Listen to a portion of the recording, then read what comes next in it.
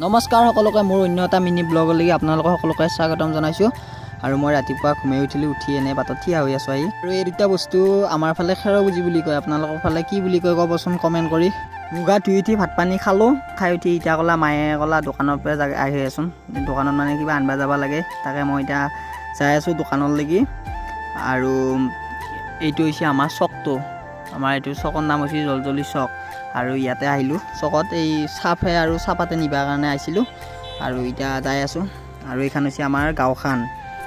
আমাৰ চুবুৰীটো মানে এইটো গাঁওখনৰ আৰু চাকচোন আমাৰ গাঁওখন গাঁৱলীয়া মানুহ আৰু আমি